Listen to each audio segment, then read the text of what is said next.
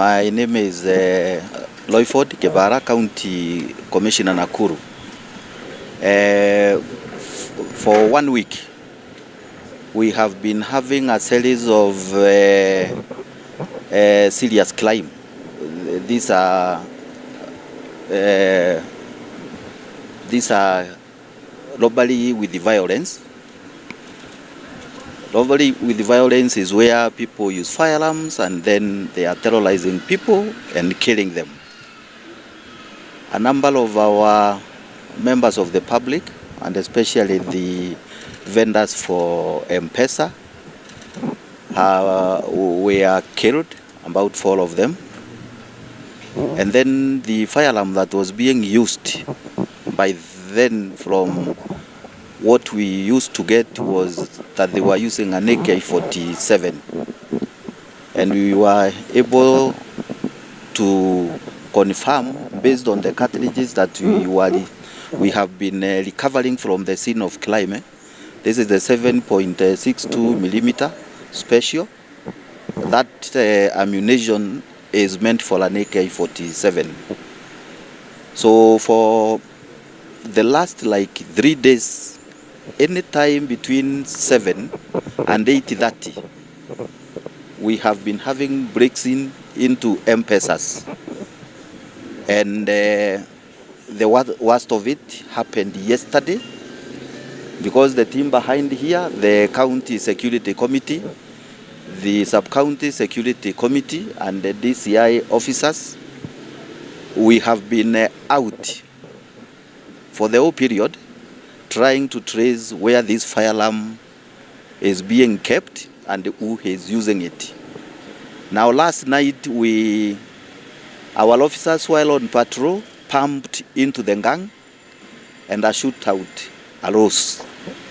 And out of the shootout, at around 8:30, we were able to track the entire night the systems of these fellows, and we were able to arrest 4 persons who are in the police custody here with this firearm. This firearm was found in Bondeni, in a place hidden where they could keep the firearm, in a place near a Kalonjing there. And there was somebody with a kiosk who used to sell something, and then when the firearm is needed, she could just pick it, give to them, and they could do what they wanted to do. The names that we are having, when we learn their telephone numbers, the ones that they were using, because in total we had arrested 3 earlier who are in the police station, and these 4, so the total comes to 7. The phones, when you link them, they lead you to Pakawa, they lead you to Pipeline, they lead you to Ndegendimu, they lead you to Sorio, and they converge to a lodging here called Umoja. Umoja is a lodging that is just next to the Tide here, and this is where these guys were lapped together, and we have now the firearm, the one that you have seen here. The journey yesterday was not the best, because we had the exchange of fire with our police officers, and in the process some were injured, but luckily we have gotten the firearm.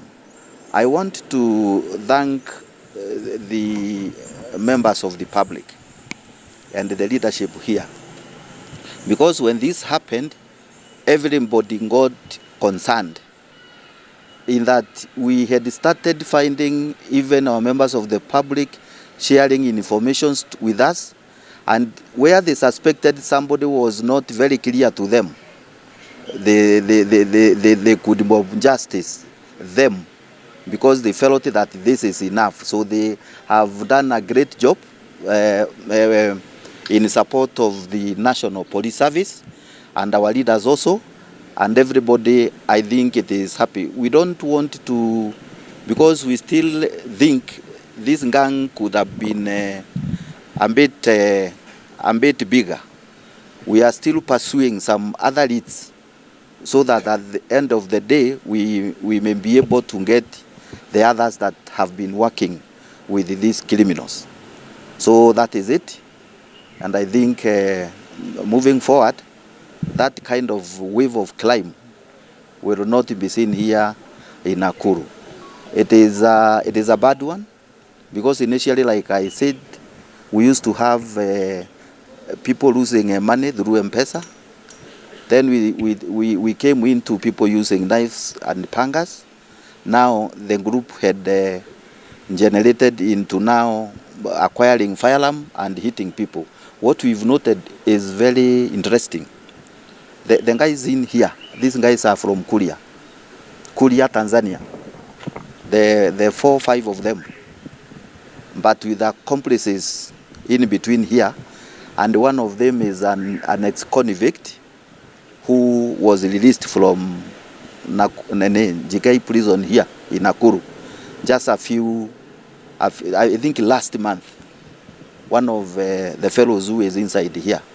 So we'll get even more information from them that will take us to another level if they have more people that they have been operating with. For those that have lost their lives, because it is very painful from the scenes that we visited, we want to pass our condolences to the families and assure them that we will check and see how best we can assist them at various stages as they do rest their people, because it is not their wish, and the firearm is not the firearm. People might say it belongs to us.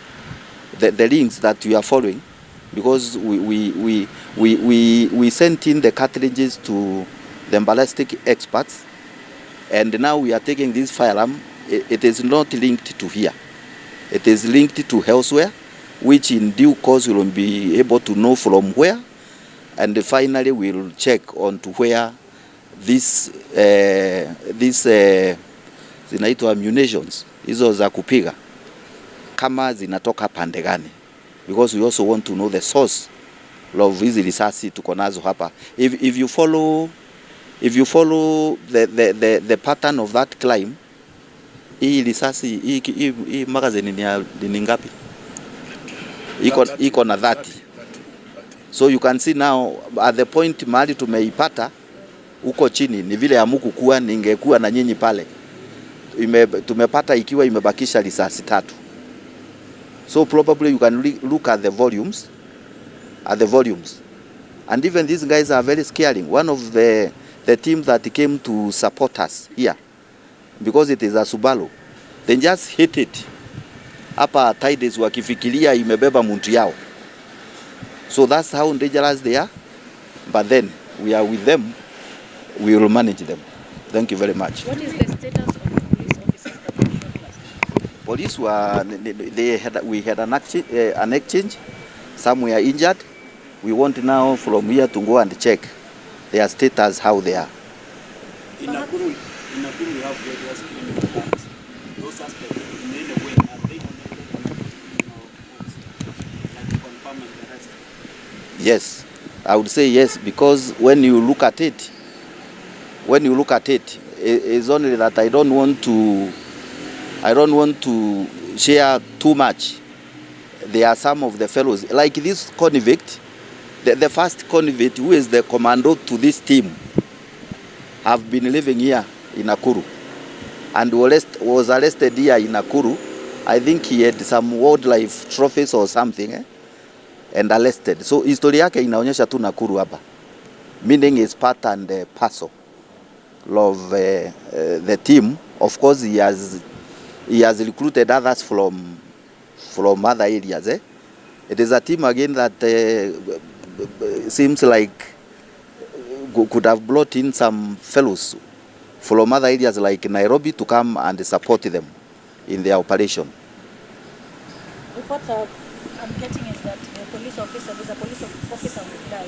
His name is Buto from Bombeni Police Station. We will go and confirm, because now, now you might scare the next of kins.